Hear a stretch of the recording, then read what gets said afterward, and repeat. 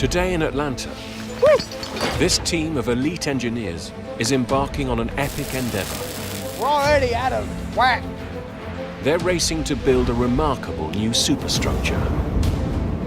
The world's most advanced sports stadium. The scale of this is just gigantic. Let's float this. Constructed from more than 24,500 tons of steel and capable of seating up to 75,000 spectators.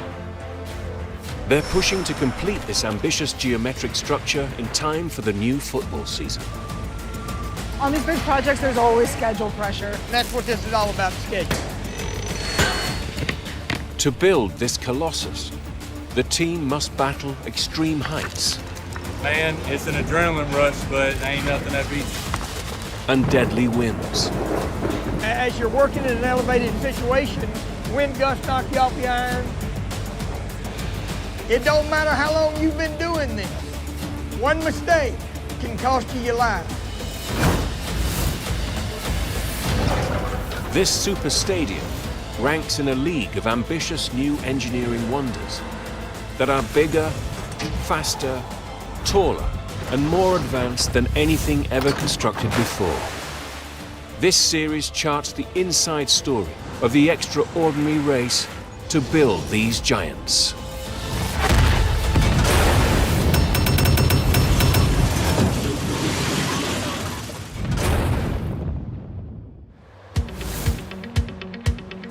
Atlanta, Georgia, a legendary sporting city of 500,000 people. Home of the 1996 Olympic Games and 2017 Super Bowl finalists, the Atlanta Falcons. To accommodate its growing legion of American football and soccer fans, the city needs a brand new stadium. When complete, this will be one of the most innovative stadiums ever constructed and will eclipse the old Georgia Dome. Soaring more than 300 feet tall and costing £1.2 billion, the brand new Mercedes-Benz Stadium will be the most advanced arena in the world. It's such a unique, truly one-of-a-kind building. This is one of those projects that happens once in a lifetime. Structural engineer Erling Hatfield has helped design this boundary-pushing edifice. So we had a lot of crazy ideas, and that's really what allowed us to push the limits and come up with this iconic building. It rests on the shoulders of Avery Martin to actually build the stadium. Part of the dangerousness of this particular project is nothing is forgiving. Everything's big. Everything has the potential to hurt you. This is the giant Erling needs Avery to somehow construct. Arriving through the main entrance, the heart of the new stadium. A vast 270,000-ton concrete bowl will hold 75,000 fans and support the 19,000-ton roof structure. From this huge frame will hang the world's biggest scoreboard, a 360-degree, 62,000-square-foot screen called a Halo board. It will play in-game action and be viewable from any position in the stadium. Topping it off, the world's most complex retractable roof. It will be made up of 8 vast steel petals that must open and close within 12 minutes to stop bad weather ruining play.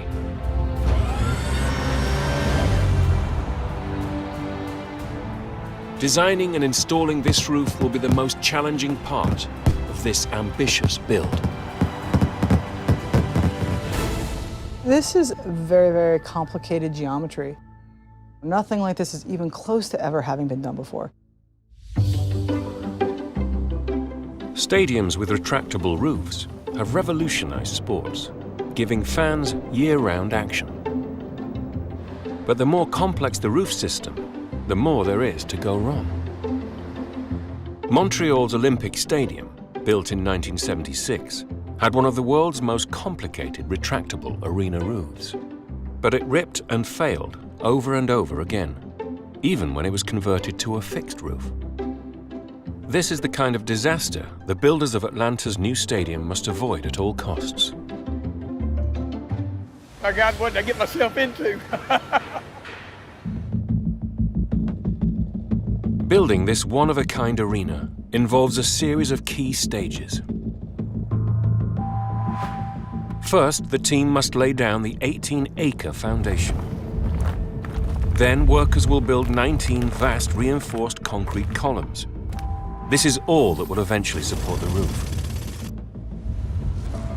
They must assemble thousands of precast concrete slabs to form its walls and floors. Then they must tie together steel trusses to form the base of the roof, and fit the sliding petal panels on top. Inside, they must install 71,000 seats and the 616 sections that make up the giant halo board. Only then will they discover if the roof petals roll smoothly, closing to form a perfect seal. What scares me the most, that when we go to push the button on the mechanization, that it doesn't all move perfectly. The team begins building the 120-foot deep foundation and piecing together the concrete slabs to form the stadium bowl. It takes 19 months to assemble the arena shell. They construct the 19 concrete megacolumns around the perimeter of the stadium. They're gigantic concrete columns. In a typical stadium, you might have 50 or 60 little columns that go all the way around the perimeter. But here, we're trying to reduce the number of columns to create a more open feel, better experience for the spectators. The megacolumns will support the 15,000-ton roof trusses that are built out over the stadium bowl. The longest truss spans 720 feet across the bowl from mega column to mega column. So they're quite big. The roof trusses are so long that they erect these temporary 200-foot high steel towers to hold them up as the team assemble them right out across the bowl. With the trusses in place, Avery now faces his first real challenge. He must transfer the weight of the trusses onto the columns so he can take down the temporary towers. It's gonna be a nightmare. This process is called the jack down. The big unknown, can the columns take the weight? It would be like the domino effect. If one of these columns was to break in half, then you'd have every one of them follow suit. It would be catastrophe. So this is the plan. Avery will use hydraulic jacks, positioned on top of the 4 towers, to lower the roof trusses down slowly onto the columns. The jacks will work in unison to gradually close 4 massive steel hinges at the top of each tower. These hinges will be under extraordinary pressure. As the hinges close, the weight of the 15,000-ton trusses should slowly shift off the temporary towers and onto the concrete columns around the rim of the stadium. Once the weight has been transferred, the team can remove the temporary towers and continue the build.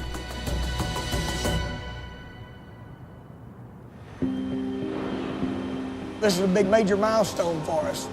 To get where we're at now, it's been a long, hard road. Time is tight. The stadium must be finished in time to host its first game of football, just 9 months from now. There is a time pressure. I mean, on these big projects, there's always schedule pressure. Getting the jack down wrong could set the entire project back months. MC7 G5 trusses over here. Make sure the bolt's loose and take a radio with you. It's 4 a.m. on the day of the big jack down. Avery's taking no chances and makes sure all bases are covered. These are all names of individuals that I've got placed on each one of these columns. We're putting people at each location to make sure nothing binds up. Everybody's got to be on the same page. Everybody's got to keep their eyes open at all times. The stakes are high. Timing is crucial. A sudden shift in weight could cause the hinges to buckle. As we lower these hinges, everything opens up. So you need to pay attention to where your body is standing. Stay focused on everything you're doing. It don't matter how long you've been doing this. One mistake can cost you your life. Y'all don't mind, let's pray. Father, we come before you this morning. I thank you for this milestone that we've reached. I'm asking you for your guidance, your protection as we jack this roof system down. Amen.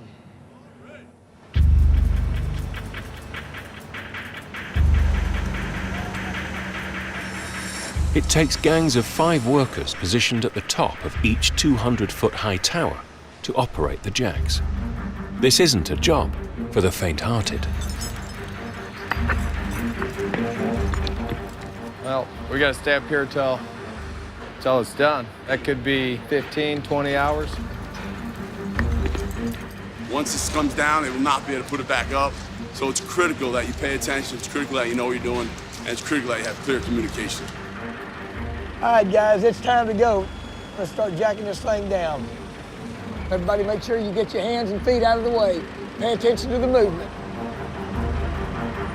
At the top of Tower 3, ironworker Dave Clacius retracts his jacks 4 inches at a time.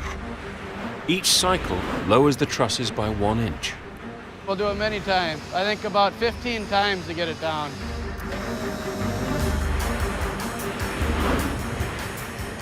It's only going to close a ½ inch.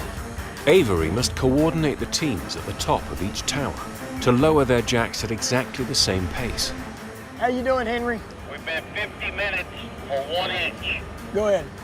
We just need to maintain good coordination between all the towers, and it's just a slow process, it's slow and steady.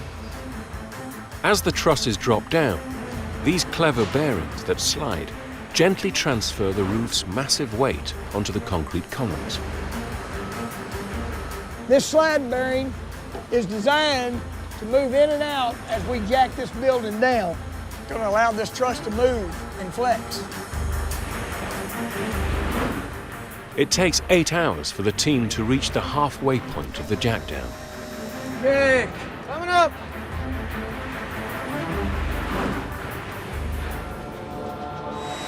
But with 7 inches still to go, they hit trouble.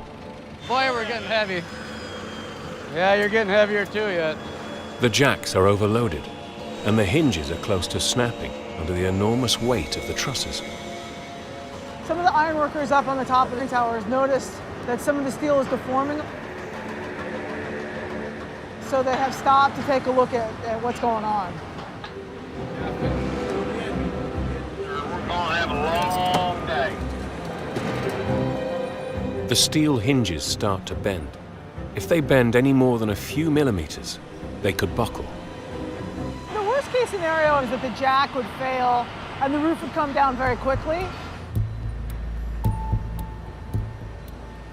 We're not 100% sure exactly what's going on at the moment. There's no telling what could go wrong. So that's why we stop and make a plan to fix it. Where's that other? We've got crews moving and getting ready to start reinforcing on the hinge. They will try to beef up the hinges by welding on extra thick plates of steel.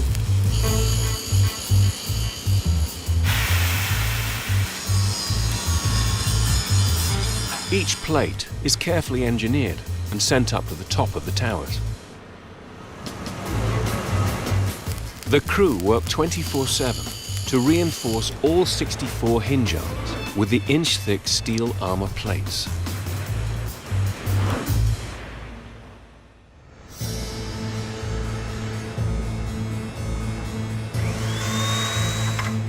The next day, they restart the jack down with trepidation.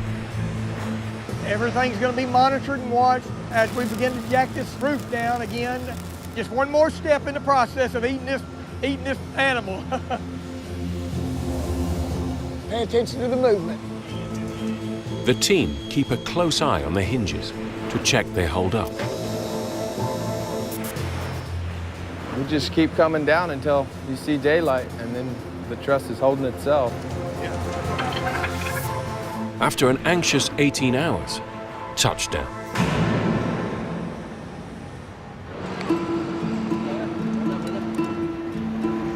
The jack down is complete. It's awesome. It's awesome.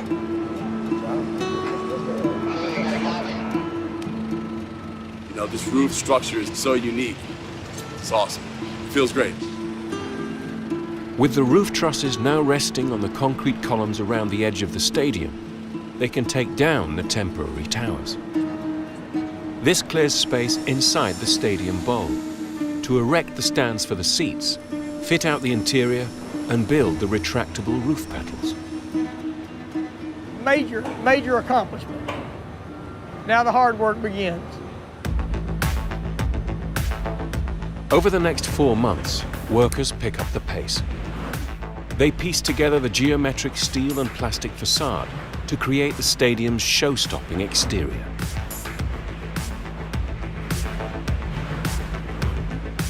Inside, they install 1,100 tons of ductwork to feed the air conditioning system.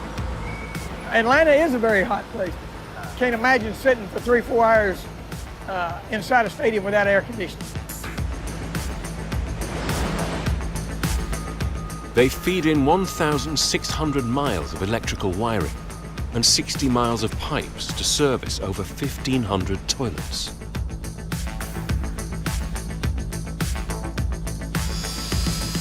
We're here in the middle of the bowl. There's 5 months until opening. It's very exciting. So the towers are gone now. The bowl's opened up a lot. You can start to feel the volume of the space. It's a much different environment. The stadium is vast. Some fans will be almost 300 feet from the field and could struggle to see the action. So the next challenge is to build the world's biggest scoreboard. Instead of a flat rectangular scoreboard that's hard to see from every seat, they're breaking with tradition. Designing an ingenious scoreboard that stretches 1,100 feet right around the opening of the stadium roof.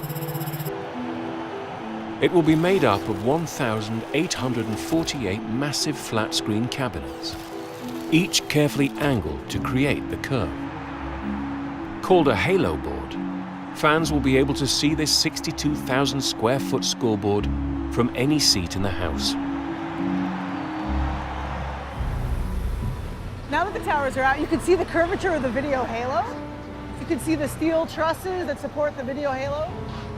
So the scale of this is just gigantic. It's the biggest scoreboard in sports. But the sheer size of the scoreboard creates a unique problem for Erleen. If we tried to use traditional flat screen technology for the halo board, it would be twice as heavy as what we have designed for now.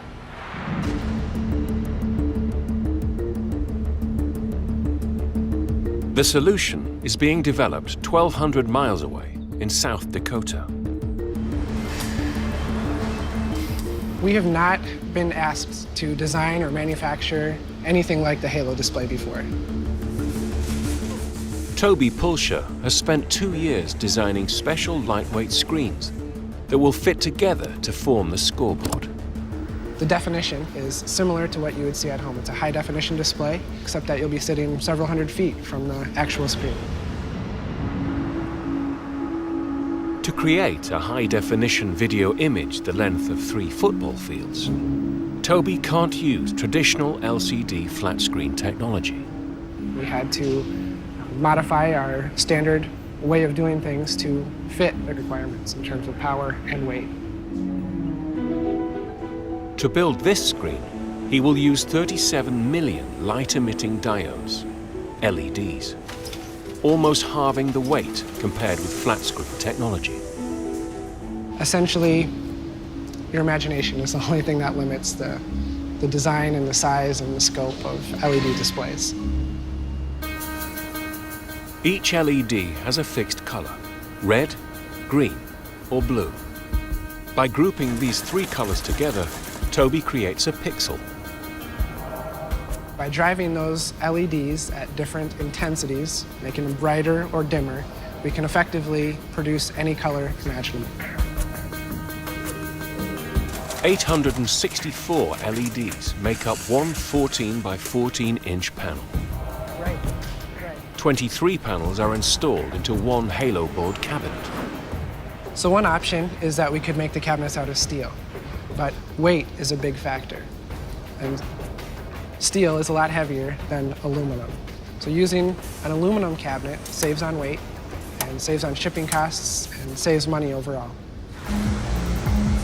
Before the halo board can be shipped to Atlanta, the panels are put through hell. It's important to test our components that they're going to stand up to those vast temperature changes, rain, snow.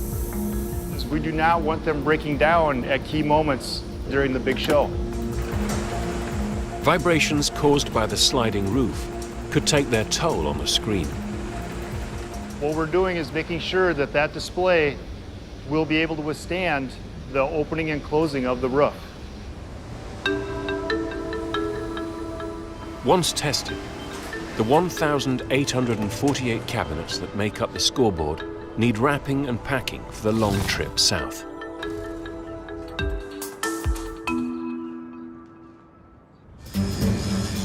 Before the team in Atlanta can install the halo board, they must finish the complex retractable roof.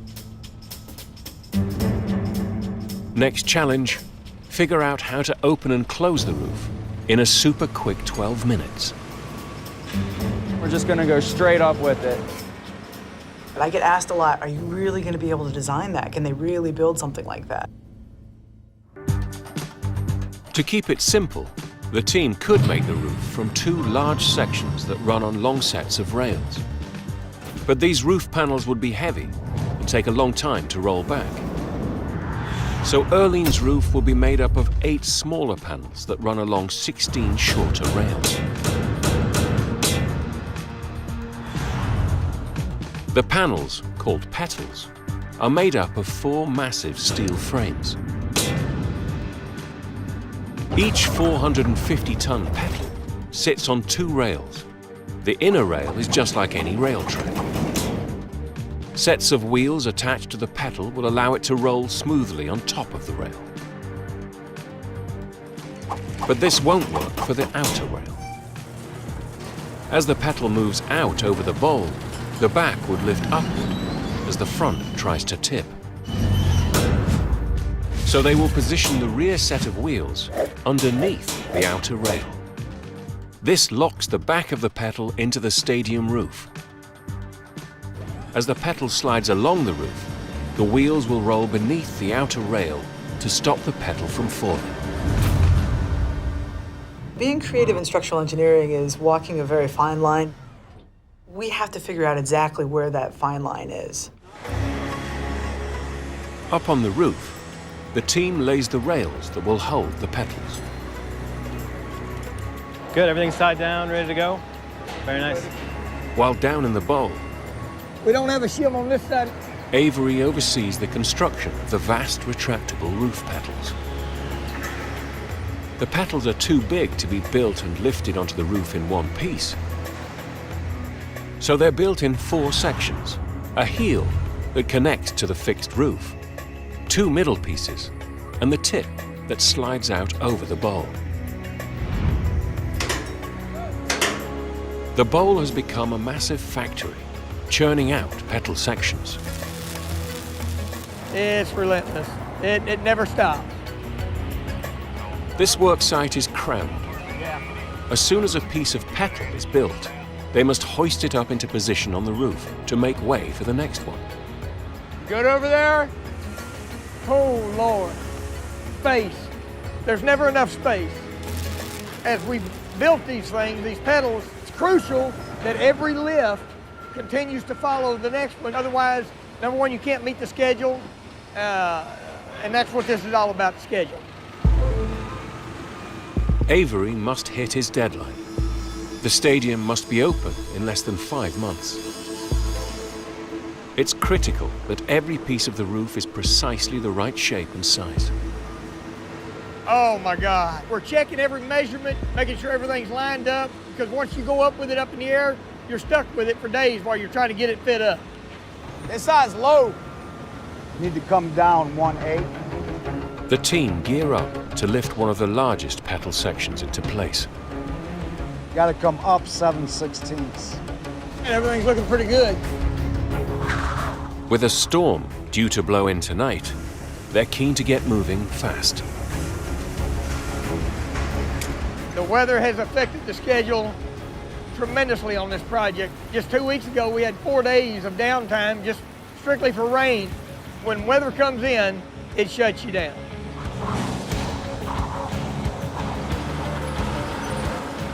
A sudden gust could blow the petal off course, causing it to crash into the stadium walls. There's a storm coming tonight, and you'll have high winds, a lot of rain, so it's imperative that we get everything tied in and safe before we go home for the night. Adam Castle coordinates the team on the ground. All right, we're good. Once we pick it up, there's no putting it back down. Danny Banks provides the eyes and ears up on the roof. We do need to get it up in place, at least 50% bolted up before the weather does come in. There's an element of danger in everything.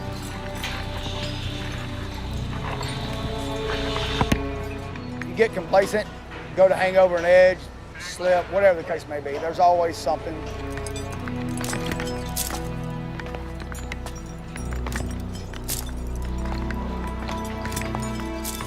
Most of us are pretty well at looking after one another. Yeah, that's the brotherhood of it. Heck, I spend more time with my partner out here than I do at home. So, they're family.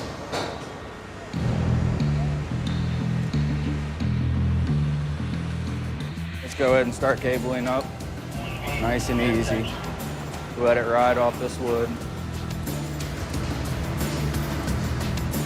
It takes America's biggest crawler crane to help Adam's team hoist this roof section into place.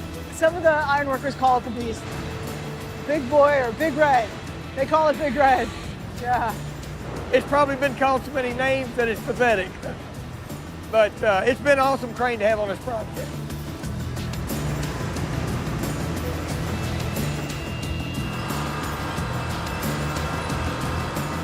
As the massive frame lifts off, scaffolding is still tying it to the ground. Adam works fast to wrestle it free. Looking good. We'll let it ride off the end of this.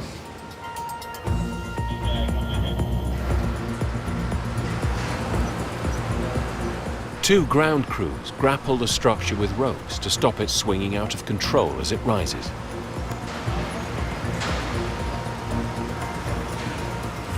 Hey, Gio, let off your side a little bit. Let's try to square this thing up a little more. That pitch looks real nice. But halfway up, We're already out of whack. the tug of war between the ground crews falls out of sync. You're fighting each other. You're just spinning this thing back and forth. Feed it through nice and easy. You don't have to pull on this thing. All right, hold that right there. Adam coordinates the two ground crews, bringing them back into sync. The team regain control,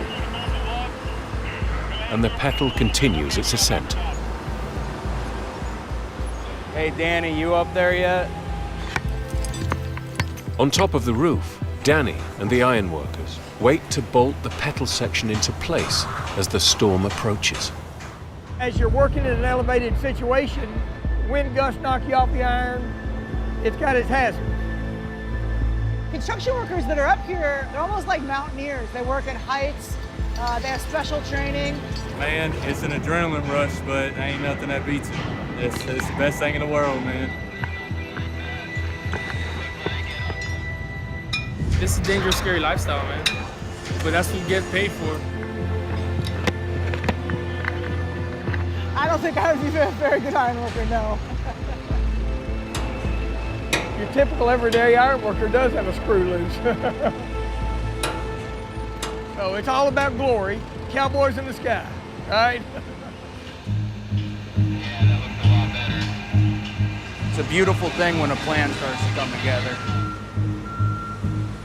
Crane driver Andy raises the pedal section the last 50 feet. We look good right there.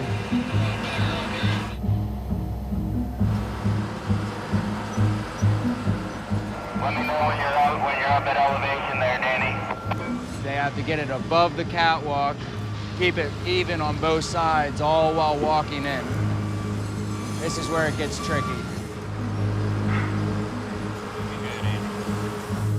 The big question, will this massive section of roof fit?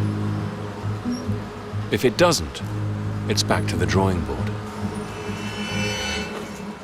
We got about another 1.5 feet. Andy must position the section perfectly so Danny's team can bolt it into place. All right, we're gonna track you forward again.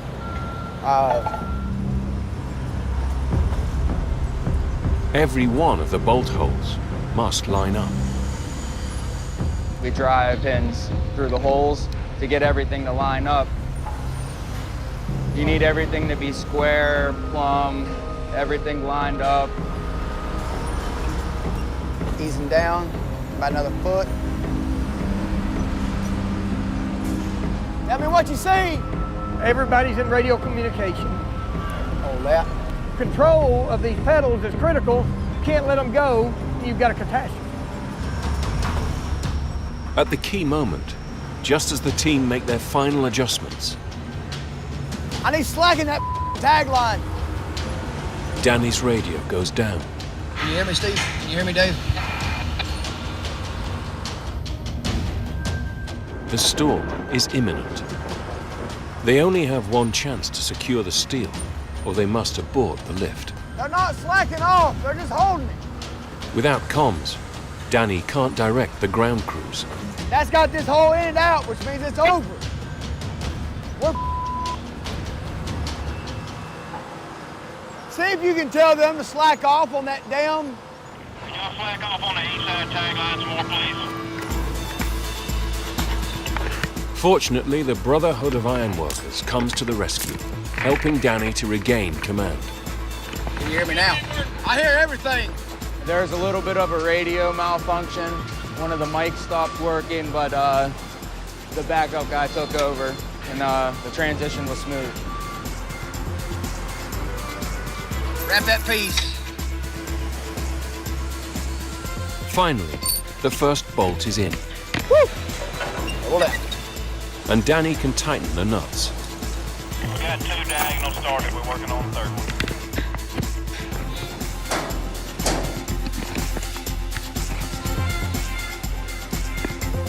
After a tense afternoon, this section is secured, and Danny's crew can clear off the roof before the bad weather breaks. It's attached, it's safe for the storm. If the storm does come in tonight, they don't have to worry about anything.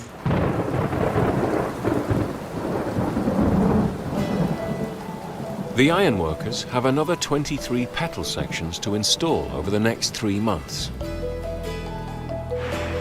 As the roof team clock off, another crew clock on down below for the night shift. Our target is tonight about 850 chairs, maybe 1,000 if we're lucky. Gino's 14-strong team has been putting in the hours. They must install 71,000 seats. End to end, that's 23 miles of chairs. Each chair needs fitting by hand, but the overhead construction restricts where they can work. It is the most complex project ever. It's the most cranes I've seen on a job ever in my life, which is causing a lot of delays, I think not on just us, but every trade. This is the first time we've had to really work nights for months on end to finish a project due to a situation on the job site. You got to do it to make it happen.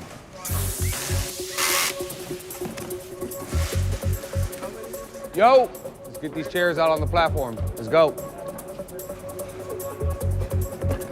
It's quick. This is one of the fastest systems in the world. You got to be fit. You got to have good cardio. You need everyone to come and give it what they got. Adam's human chain can install 40 seats per minute. We used to carry them up but people's cardio would burn out.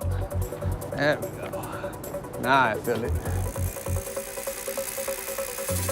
The chair is attached to an aluminium beam set into the concrete bowl.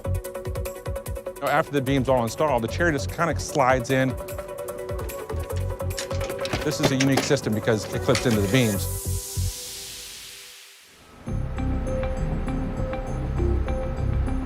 By morning, the crew has installed almost 1,000 seats, which they've had to cover with fire blankets. There's still an incredible amount of work going up on the roof. There's stuff dropping in, so they're trying to protect them the best they can, so they don't get chipped, broke, stained, melted. 1,000 seats down, 58,000 to go. We're under a little bit of compression here at the stadium, so it's going to be exhilarating, to say the least. Everyone is feeling the heat as the countdown to the stadium's grand opening game reaches fever pitch. Now the hard work begins.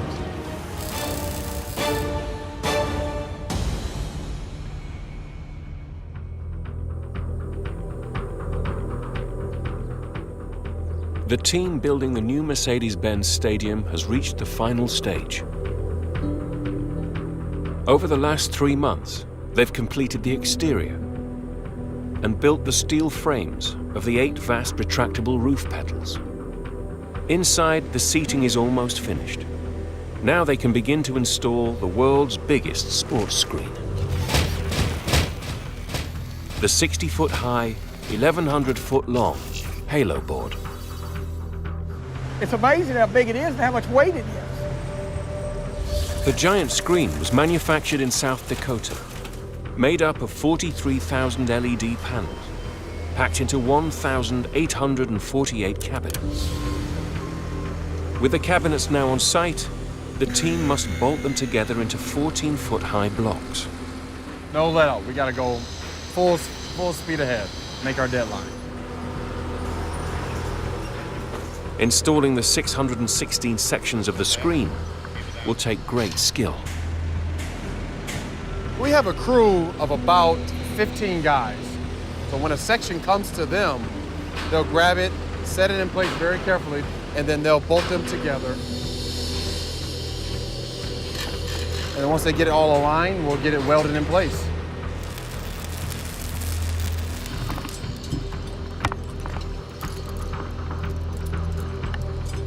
On the face of course, you have the LEDs, so they can get damaged very quickly if you're not very careful.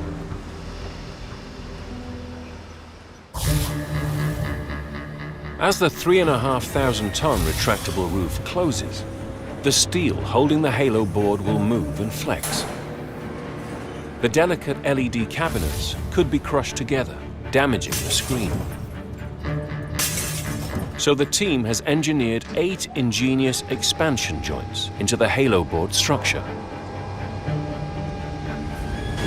As the roof slides and the steel holding the Halo board bends, the joints absorb the movement, protecting the vast screen. So we have one of our 8 expansion joints here, roughly 2.5 inches. When the steel moves, the cabinets will be able to move in tandem with that and not crash into each other. We gotta feel really good once we get this one complete. I don't think I'll ever work on another job like this. This is definitely one of a kind. This team must bolt 30 screen sections into place each day to stay on track.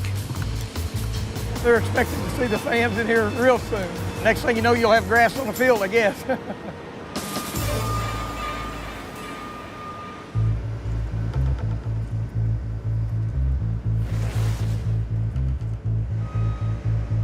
The team face one final critical challenge before the stadium can open.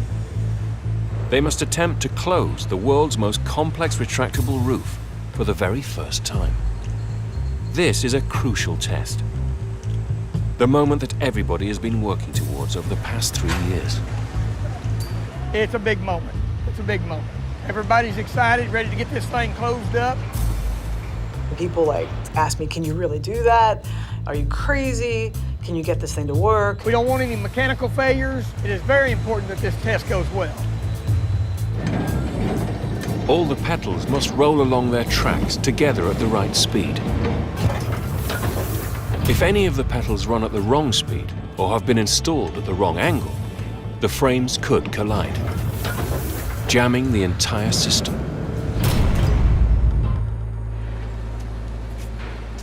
Today we're closing the petals for the first time. This move is probably the most important move that will happen in the life of this structure. All 8 petals will move simultaneously. They have to move real close together at all times because at any moment they have to be within a foot or 2 feet of each other or else they'll run into each other. So we have to be very careful. Andrew commands his 400-strong team to begin closing the roof. 3, 2, go. 96 motors power the wheels on the petals' inner rails, gradually driving the 8 vast steel roof sections. For opening day, the roof mechanization will be computerized. But for this test, they have to go old school. We have to use tape measures. We don't necessarily know where all the petals are at once. 91 1/4. 91 1/2. We'll stop at any big pop or bang or anything out of the ordinary, and we'll sound an alarm. 67.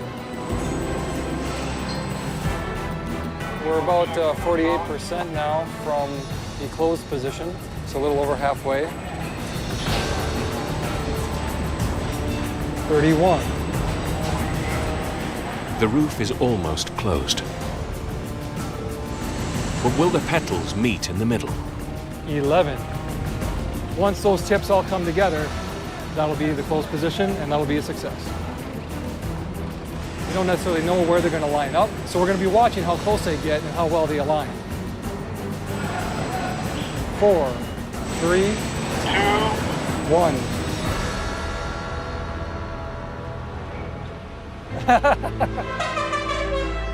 After a tense day, finally, success. The petal tips align. The world's most complex retractable roof is closed.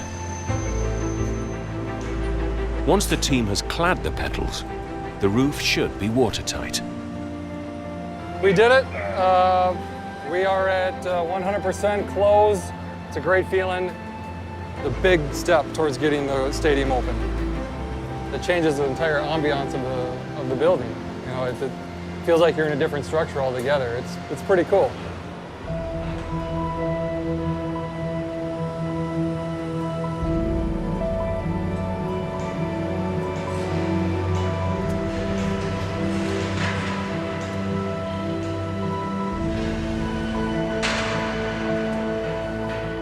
It was awesome. Awesome. A lot of nerve-wracking, you know, but never seen anything like it.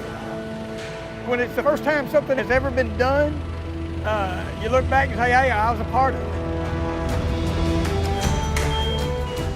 Over the next 2 months, the team clads the petals with ultra-tough polymer sheeting. They lay the pitch and add the final touches before opening day.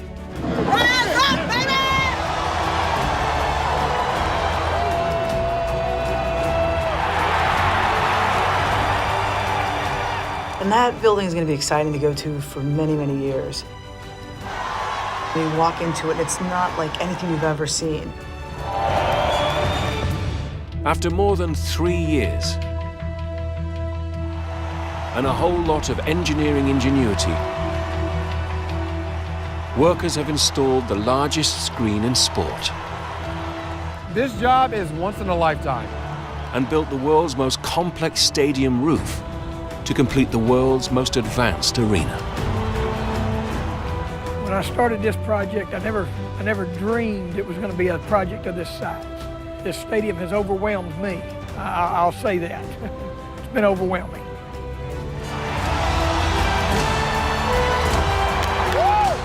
The Mercedes-Benz Stadium will see many close contests.